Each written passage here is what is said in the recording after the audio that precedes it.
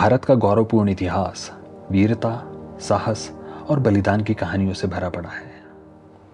बहादुरी की इन वीर गाथाओं में राजपूत महिलाओं द्वारा किया जाने वाला जौहर उनका अपने सतीत्व के प्रति अटूट भावना और सम्मान का एक मार्मिक प्रमाण है। युद्ध में जब हार निश्चित लगती थी, तब राजपूत रानियों और महिलाओं द्वारा आक्रमणकारी सेना के हाथों पकड़े जाने, अपमान और गुलामी से बचने के लिए किया जाने वाला एक अनुष्ठानिक आत्म बलिदान था जौहर, जिसमें महिलाएं खुद को अग्नि या पानी को समर्पित कर देती थी।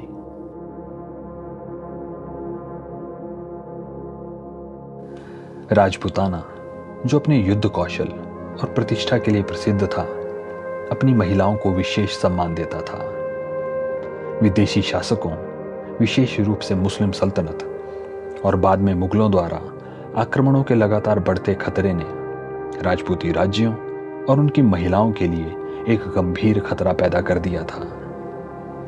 युद्ध के मैदान में जब अपरिहार्य हार का सामना करना पड़ता था, तो जहां एक ओर राजपूती महिलाएं जौहर करती थी, वहीं राजपूत योद्धा केसरिया करते थे, जिसमें वे मातृभूमि की रक्षा के लिए सर पर केसरी बाना पहने अपने इष्ट देवी देवता का नाम लेकर अंतिम सांस तक लड़ते थे और रणभूमि में वीर गति को प्राप्त होते थे। महिलाओं और पुरुषों द्वारा किए गए इस आत्म बलिदान को सम्मिलित रूप में साका कहते थे। जौहर एक सहज क्रिया नहीं थी, बल्कि एक सावधानी पूर्वक आयोजित अनुष्ठान था। यह साहस और सरकशी का एक सामूहिक कार्य था, जिसे शाही घराने की महिलाएं और अक्सर राज्य के अन्य महिलाएं करती थी। जौहर की तैयारियां विस्तृत और विधिपूर्ण होती थी। एक अग्निकुंड बनाया जाता था और महिलाएं अपने बेहतरीन परिधान और आभूषणों से सजी इस कुंड के पास एकत्र हो जाती थी। वैदिक ग्रंथों का पाठ करने के बाद सभी महिलाएं इस अग्निकुंड में कूद जाती थी। उनके अनुसार अपनी गरिमा को बनाए रखने और दुश्मन से अपने आत्मसम्मान की रक्षा करने का यह एकमात्र तरीका था।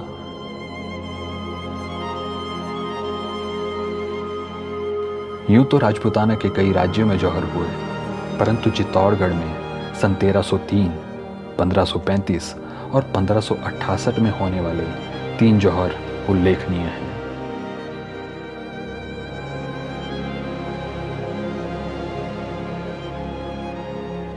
सन 1303 में दिल्ली सल्तनत के शासक अलाउद्दीन खिलजी ने चित्तौड़गढ़ पर आक्रमण किया। 8 महीने की घेराबंदी के बाद गुहिल राजा रतन सिंह को हराकर उसने चित्तौड़ किले पर कब्जा किया। इस युद्ध का वर्णन कई पौराणिक कथाओं में किया गया। कुछ बात की किंवदंतियां, जैसे मलिक मोहम्मद जैसी द्वारा सन 1540 में लिखित पद्मावत में कहा गया कि अलाउद्दीन ने रतन सिंह की खूबसूरत रानी पद्मिनी को हासिल करने के लिए चित्तौड़ पर आक्रमण किया था। राव रतन सिंह की पराजय के बाद अपनी मान मर्यादा की रक्षा के लिए रानी पद्मिनी और अन्य महिलाओं ने जौहर किया। हालांकि अधिकांश इतिहासकारों ने इन किंवदंतियों की प्रामाणिकता को खारिज किया है।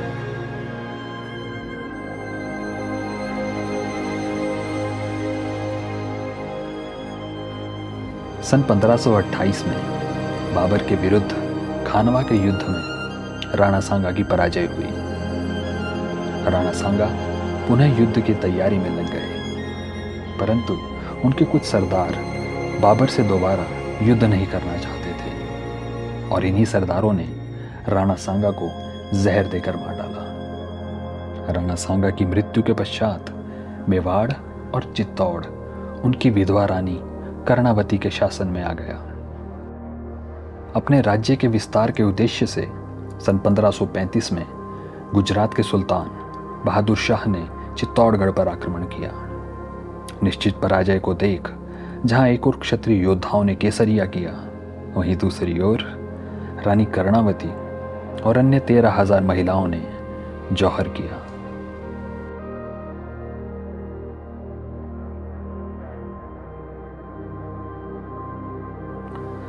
सन 1568 में अकबर ने मेवाड़ पर कब्जा करने के मंसूबे से चित्तौड़गढ़ पर आक्रमण करने का निर्णय लिया। महाराणा उदय सिंह को जब यह पता चला तो उन्होंने अपने युद्ध परिषद की बैठक बुलाई। सलाहकारों ने उन्हें सुझाव दिया कि वह चित्तौड़ किला छोड़ उदयपुर की पहाड़ियों में शरण ले। किले की रक्षा का नेतृत्व जयमल और पत्ता को सौंपा गया। राजपूत सेना बहादुरी से लड़ी, पर पराजय निश्चित थी। तो केसरी बाना पहने योद्धाओं ने केसरिया किया और अपने स्वाभिमान और सतीत्व की रक्षा के लिए तकरीबन 8,000 महिलाओं ने जौहर किया।